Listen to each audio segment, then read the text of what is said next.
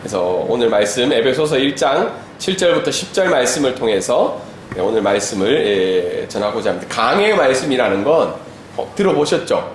강해라는 건 이제 설교하는 스타일이 틀린데 하나는 이렇게 주제를 정해서 그때그때마다 본문을 정하는 게 있고, 하나는 이제 한 가지 방법은 한 성경책을 정해서 1장 1절부터 끝까지 이제 나눠서 계속 연속해서 설교하는 거라서 오늘은 이제 에베소서 강의 5번째 시간입니다.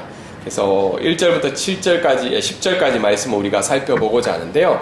이제 성탄 시즌이 이제 다가오고 있죠. 성탄 시즌이. 이제 12월 달이면 성탄이 다가오는데요. 성탄 되면 이제 우리가 생각하는 것이 대부분 선물이잖아요. 맞죠? 그래서 믿든 안 믿든, 교회를 다니든 아니든, 하나님을 알고 있든 안 알고 있든, 성탄절은 누군가에게는 좋아하는 시즌인 것 같습니다. 그래서 성탄 선물을 많이 생각을 하는데요. 그래서 매년마다 이제 성탄 선물을 무엇을 받고 싶냐라는 이제 설문을 많이 하죠. 그래서 여기 앉아있는 사람들도 성탄 선물을 생각하시고, 또 어른인 사람들은 이제 지나갔기 때문에 그럴 수도 있는데, 그래도 가족 안에서 성탄 선물을 생각하잖아요. 그래서 미국도 그렇고 한국도 그렇고 매년 선물을 조사하는데 특별한 게 별로 없는 것 같아요. 근데 1등은 늘 거의 비싼데, 그게 적어놓은 대로 이제 현금이죠. 현금을 가장 많이 이제 선호를 한다고 합니다. 그래서 이게 어떤 시대적인 사항일 수도 있고 아니면 시대적인 문화일 수도 있는데, 이 현금을 좋아하는 이유가 있겠죠. 네, 이유가 있어서 이제 이걸 좋아하겠는데, 지금 설교문이 광고가 떠서 설교문이 안 보이고 있는 상황이에요. 이 태블릿이 상황이 그렇네요. 잠깐만요. 제가 태블릿이 잠깐 조정만 할게요. 네, 설교를 이제 이렇게 하고 있는데, 이게 뜨네요. 그래서 한국이든 태국이든 아니면 세계에 여러 나라 사람들이 이제는 어떤 자기가 생각하는 그런 특별한 선물의 종류가 아니라 현금을 원하고 있죠. 그리고 현금 다음에 원하는 게 뭐냐면 상품권, 아니면 이제 어떤 태블릿 기계, 아니면 어떤 그런 IT 기계들을 이제 선호를 하는 것으로 나오고 있죠. 저희 어릴 때 생각해 보면 그 현금은 감히 생각을 못했던 것 같고, 상품권도 없었던 시절이니까요, 어릴 때. 그래서 어떤 장난감이라든지 아니면 옷이라든지 이 정도는 생각했는데 좀 많이 바뀌고 있는 것 같습니다. 그래서 또 조사를 한 게 뭐냐면, 받기 싫은 선물이 뭐냐 이렇게 조사를 한번 해보니까 의외로 꽃다발을 받기 싫다고 조사가 나왔어요. 그래서 모르겠어요. 이게 성탄절날 꽃다발을 주는 게 예전에는 있었던 것 같기도 한데, 꽃다발이 싫고, 코로나의 영향인지 몰라도 또 받기 싫어하는 것 중에 하나가 마스크였다고 합니다. 물론 2023년은 이제 마스크를 주고받는 시대는 아니지만 2021년, 22년까지는 선물로 마스크를 주고받던 시대였는데, 받기 싫은 선물 중에 하나가 마스크였다고 합니다. 아무튼 이런 성탄 시즌에 우리가 성탄 선물을 생각을 하게 되는데, 그럼 과연 오늘 이렇게 예배 드리는 우리들에게 있어서 가장 좋은 선물이 뭘까? 우리도 물론 받고 싶은 현금도 있을 수 있고요. 여러 가지 성탄의 선물의 종류가 있겠지만, 오늘 이제 우리가 예배를 드릴 때, 말씀을 생각할 때 성탄의 가장 중요한 선물은 바로 예수 그리스도라는 거죠. 그래서 많은 사람들이 성탄절날 예수님이 가장 중요하고 기쁜 선물임에도 불구하고 예수님은 사라진 성탄절을 우리가 많이 보낼 때가 있다는 겁니다. 그래서 오늘 말씀은 특별히 하늘에 속한 신령한 복이라는 제목을 가지고 우리가 이야기를 하고 있지만, 또 이 말씀을 어떻게 보면 바로 우리에게 가장 기쁜 선물이신 그 예수 그리스도에 대해서 또 알아갈 수 있는 본문이기도 합니다. 지난주에 우리가 한번 살펴보았듯이 하늘에 속한 신령한 복 4가지 중에 2가지를 지난주에 제가 설명을 드렸어요. 말씀을 통해서 특별히 1장 3절부터 6절까지 하늘에 속한 신령한 복 첫 번째가 바로 뭐였죠? 하나님께서 거룩하고 흠이 없는 존재로 우리를 선택하여 주신 그 하나님의 선택이 뭐였다는 거예요? 하늘에 속한 신령한 복이었다는 거죠. 선택 자체가 하나님의 복이었다는 거예요. 두 번째는 뭐냐면 창세전에 하나님이 우리를 하나님의 자녀로 삼아주시는 그 예정이 하나님의 신령한 복이라고 이야기를 할 수 있습니다.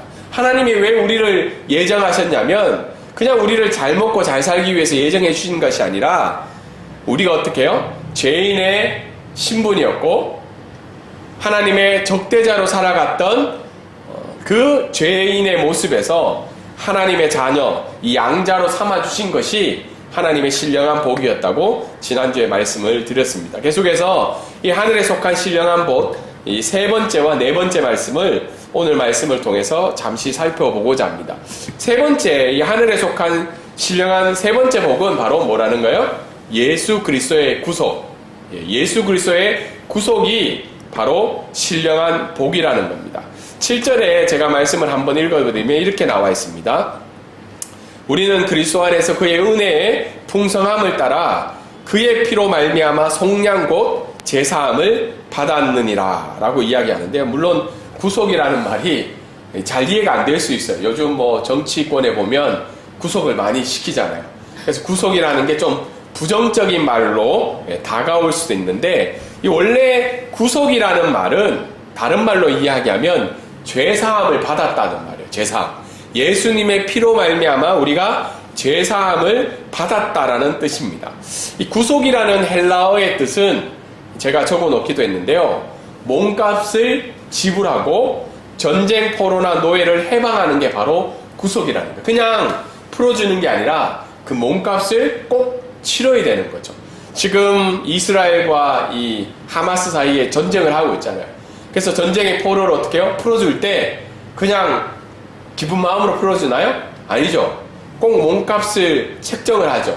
그래서 지금 하마스가 요구하는 게 뭐예요? 뭐 자기들이 데리고 있는 이 포로 한 명당 이스라엘 군이 데리고 있는 이 팔레스타인 포로 몇 명이랑 몸값이 맞다. 그래서 이것을 풀어줄 수 있다. 라고 이야기하는 뜻이기도 합니다. 왜 이런 표현을 썼냐면 이 구약 성경에 보면 특히 모세오경에 보면 노예를 해방하는 제도들이 있어요.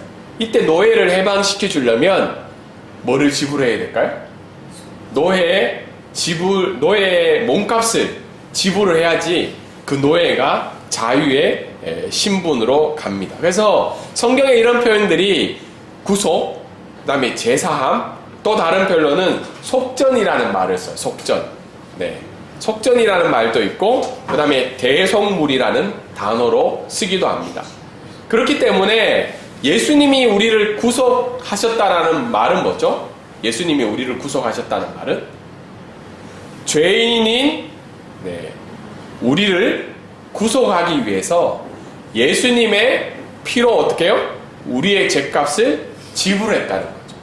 그래서 우리가 죄사함을 받는 것은 그냥 우리가 믿기만 하면 하나님의 자녀가 된다 이런 뜻이 아니라 예수 그리스도가 당신의 피로 우리의 죄를 사해줬기 때문에 우리가 구속함을 받을 수 있다는 겁니다. 그럼 이 죄값은 우리의 몸값은 계산하면 얼마 정도 될 것 같아요?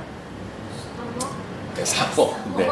3억일 수도 있는데 예를 들어서 3억 주고 천국에 갈 수 있다면 누군가는 다 3억을 주고 갈 수 있겠죠.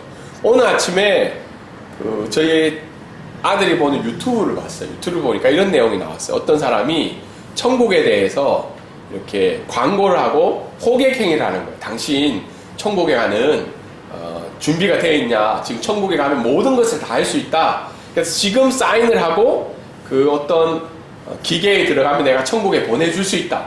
그러면서 사람을 계속 호객행위를 하는 거예요. 근데 그 호객행위를 당한 사람은 사기를 굉장히 치고 그 다음에 죄를 많이 지어서 어차피 이 사람은 지금 삶에 별로 희망이 없다. 그래서 고민을 하다가 그냥 천국이나 가자. 그래서 그 기계 안에 딱 들어갔어요. 들어갔는데 눈을 탁 떠보니까 어디에 있냐면 염라대왕 앞에 서 있는 거예요. 염라대왕, 지옥에 있는 거예요. 그래서 너는 죄를 많이 지었으니까 몇십 년의 형벌을 받고 사지가 찢어지는 그런 벌을 받는다는 내용을 보는 거예요. 그러니까 거기까지는 뭐 그런가 보다 싶었는데, 근데 왜 자기가 여기 왔는지를 모르는 거예요. 왜냐하면 자기는 어디에 갈 줄 알고 천국에 갈 줄 알고. 근데 알고 봤더니만 그 호객 행위를 한 사람이 염라대왕의 그 죄값을 받은 사람이에요. 염라대왕이 이렇게 얘기한 거예요. 네가 니보다 더 나쁜 놈을 데려오면 5년의 형벌의 기간을 감형해 주겠다, 줄여주겠다 하니까 이 여자가 어떻게 해요? 그 남자를 호객행위해서 지옥에 가게 하는 그런 일들을 합니다. 이 말이 뭐냐 하면 우리가 지은 죄가 너무 크기 때문에 벌은 받아야 된다는 거예요. 근데 그 벌을 받는 법이 그 유튜브에서는 다르게 설명을 하고 있지만 오늘 성경은 이야기하는 것이 뭐냐면 예수님의 보혈의 피로 우리의 제사함을 받을 수 있다는 거예요. 이것이 오늘 성경에서 이야기한 하나님이 주실 수 있는 최고의 복 중에 하나가 바로 이 예수 그리스도의 구속이라는 거예요. 예수 그리스도의 죽음과 피로 말미암아 우리가 제사함을 받는 것이 복이라는 거예요. 복. 그런데 이 복이 복으로 느껴지려면 먼저 우리가 누구인지를 먼저 깨달아야 될까요? 죄를 짓고 하나님 앞에 그 죄의 값을 스스로 해결할 수 없는 존재라는 걸 우리가 깨닫지 못한다면 어쩌면 이 성탄절에 울리는 예수 그리스도의 이 메시지들이 아무런 의미가 없게 다가올 수 있다는 겁니다. 그래서 어쩌면 성탄절은요, 우리의 입장에서는 예수님이 이 땅에 오셔서 제사함을 주시는 복된 소식이기도 하지만 뒤집어서 생각하면 예수님 입장이나 하나님 입장에서는 이 성탄절이 어떤 의미일까요? 똑같이 기쁜 의미가 될 수 있을까요? 물론 전체적인 하나님의 구원의 계획 속에서는 예수님이 이 땅에 태어나셔야 되는 것이 분명하지만 예수님 입장에서는 기쁘기도 하지만 수치스럽고 고통과 치욕으로 태어난 날이기도 하지 않을까 그런 생각을 해보게 됩니다. 왜냐하면 예수님은 하나님의 아들이시지만 이 땅에 오셔서 어떻게 해야 돼요? 영광과 찬양을 받는 것이 아니라 우리의 죄를 위해서 이 땅에서 죽으시기 위해서 이 땅에 오신 날이기 때문에 어쩌면 예수님 입장에서는 성탄절이 우리의 생각과는 다르게 다가올 수도 있다는 겁니다. 그렇지만 이 성탄절에 예수님은 어떻게 해요? 그런 치욕과 굴욕과 사실은 인간으로 태어난다는 게 기쁨일까요? 하나님이라는 존재가 자신이 만든 피조물로 온다는 건 그렇게 해피한 일이 아니에요. 우리가 요즘 뭐 집에서 강아지나 뭐 동물들 많이 키우잖아요. 우리가 아무리 그 동물을 사랑하지만 혹시 동물로 태어나고 싶은 분 계세요?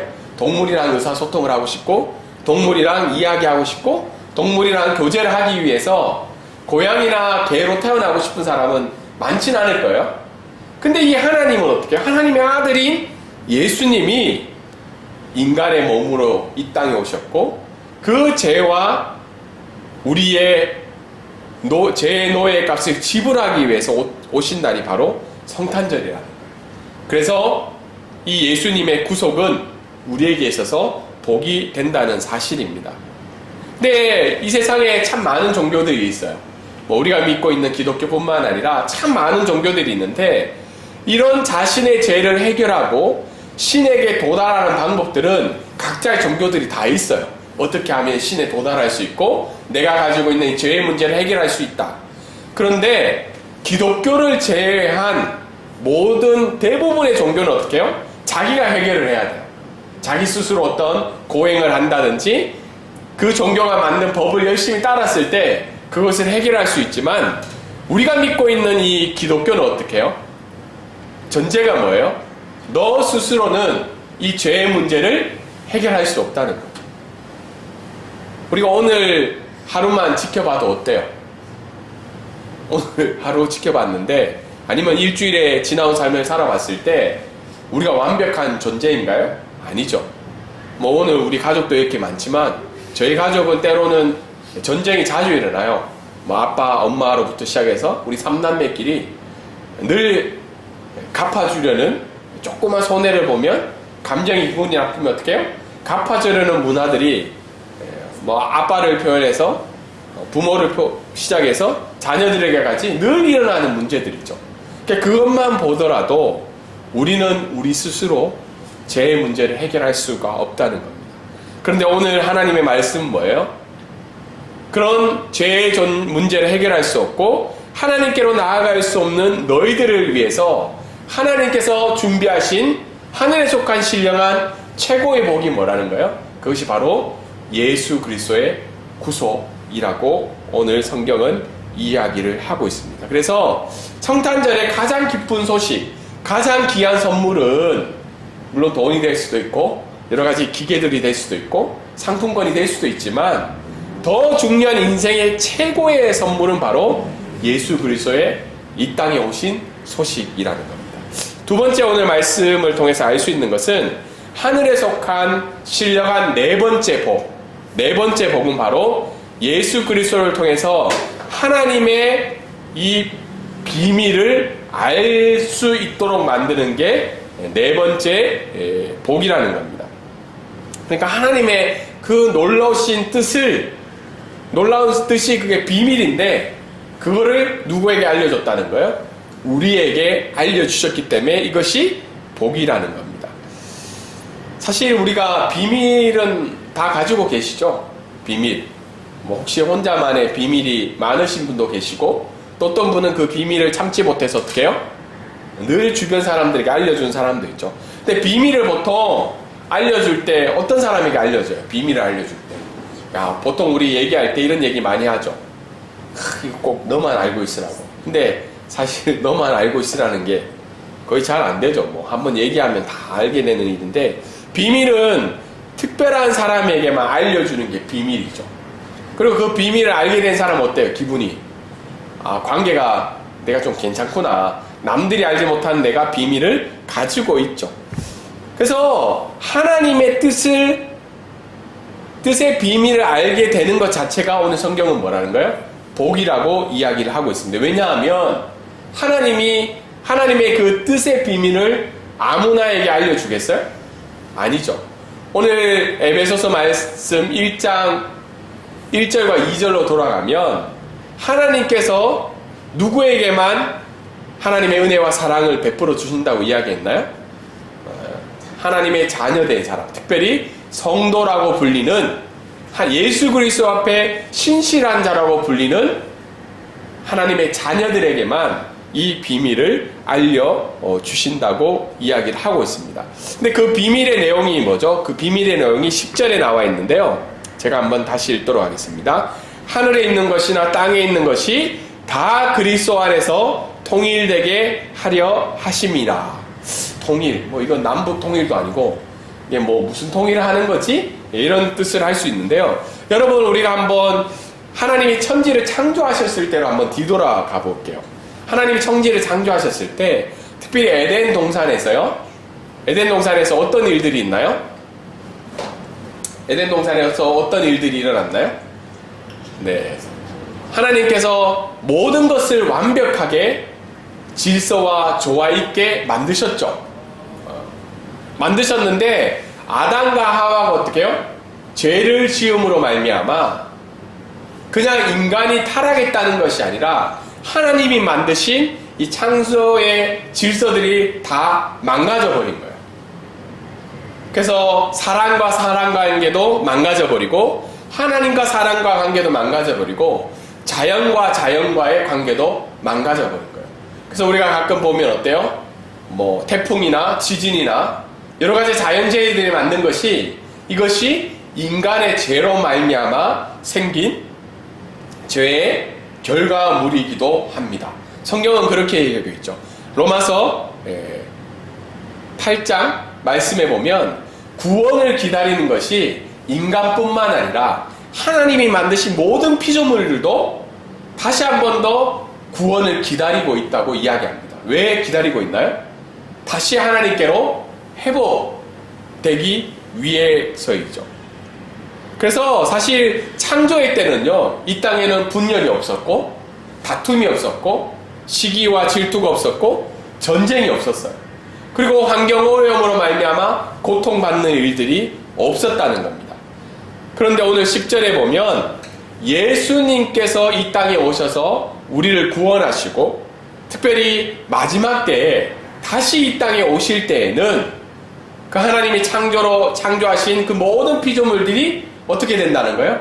원래의 상태로 회복이 된다고 오늘 성경은 이야기를 하고 있습니다. 이것이 뭐라는 거예요? 만물을 통일하시겠다는 그 성경의 의미가 바로 원래대로 다시 돌아가겠다는 거예요. 동일하게 우리도 구원을 받았다는 건 뭐예요?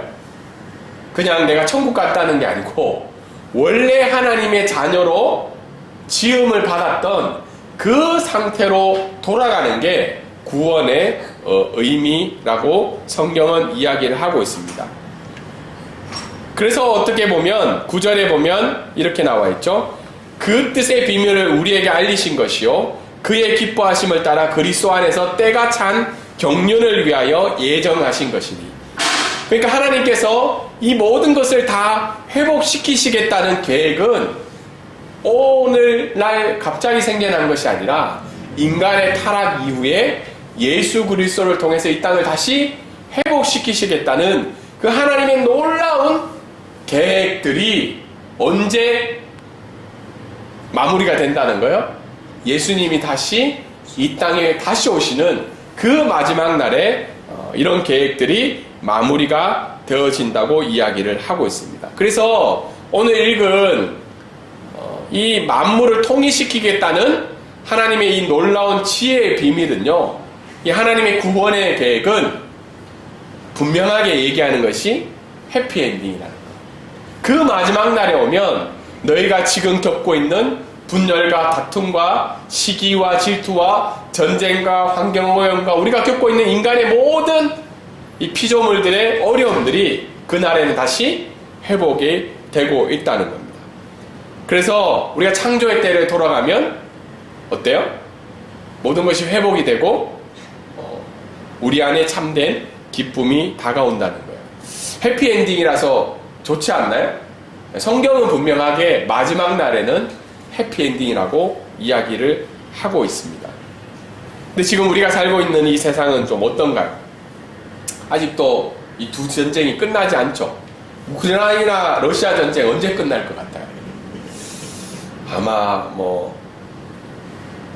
2, 3년 안에는 거의 끝나지 않지 않을까. 그리고 이스라엘과 팔레스타인 전쟁도 언제 끝날까요? 거의 네버 엔딩처럼 계속해서 전쟁이 일어나고 있죠. 그래서 자신의 유익을 위해 범죄를 저지르고 그리고 차별과 분열과 폭력이 있는 이 사회는 과연 어디를 향해서 지금 달려가고 있을까요? 그렇기 때문에 우리가 이런 상황들을 볼 때 이것이 결국은 인간의 죄로 말미암아 일어난 결과라고 우리가 생각할 수 있습니다. 그런 대신에 우리 오늘 말씀을 통해서 네 번째 복을 통해서 우리가 알 수 있는 것이 바로 하나님께서 만물을 다시 한번 회복시키시겠다는 거죠. 하나님의 비밀의 뜻은 다른 것이 아니라 다시 한 번 더 만물을 회복시키시는 그 예수 그리스도의 구원하심이 우리 가운데 나타난다는 겁니다. 그래서 그 비밀을 아는 자는 그러면 어떻게 살아가야 될까요? 그냥 만물이 언젠가는 오겠지. 만물의 때가 회복되는 때가 언젠가 오겠지. 예수님이 언젠가는 오겠지 하고 그냥 살아가는 존재가 아니라 이 하나님의 비밀의 뜻을 아는 사람들은 어떻게 해요? 우리가 살고 있는 이 폭력의 방식 대신에 하나님의 평화의 방식으로 우리는 이 세상을 살아가야 된다. 그것이 바로 하나님의 비밀의 뜻을 아는 자의 삶이라는 거죠. 그리고 분노와 비판으로 치우친 이 사회를 무엇으로 우리는 회복시켜 가야 돼요? 하나님의 사랑으로 우리는 회복을 시켜 가야 된다는 거예요. 그래서 성탄의 때 우리가 그냥 선물을 주고 있는 것이 아니라 정말 우리가 살고 있는 이 사회, 우리 주변에게 주어야 될 선물은 뭐냐면 하나님의 방식이라는 거예요. 폭력 대신에 하나님의 평화의 방법으로 이 세상을 살아가야 되고 분노와 질투와 억누림 대신에 하나님의 사랑으로 그들을 찾아가야 된다는 겁니다. 또한 마지막에는 언젠가 다시 오실 그 예수님의 그날을 기다리면서 또 살아가는 저희들의 모습이 되어야 된다는 사실입니다. 말씀을 정리하도록 하겠습니다. 하늘에 속한 신령한 복은 우리가 생각하는 어떤 눈에 보이는 물질적인 복이나 우리의 소망을 이루는 복이 아니라 오늘 세 번째 복이 뭐였죠? 예수 그리스도의 구속하심이었죠. 우리의 죄값을 치르시고 우리의 궁극적인 죄의 문제를 해결하신 것이 복이었고, 마지막 복은 뭐였죠? 하나님의 지혜의 비밀을 알게 하신 것. 다르게 이야기해서 우리에게는 해피 엔딩이 찾아온다는 그 사실을 알고 우리가 살아가고 있는 이 주변에 하나님의 방식으로 살아가는 것이 바로 하나님의 복을 아는 자의 삶이라는 것을 우리가 알게 되었습니다. 이런 성탄 시기에 예수 그리스도의 구속의 기쁨으로 말미암아 최고의 성탄절을 보내시고, 또한 이 하나님의 비밀을 아는 자로서 주변에 하나님의 평화와 사랑을 실천하시는 저와 여러분이 되기를 주님의 이름으로 소망합니다. 우리 기도하겠습니다.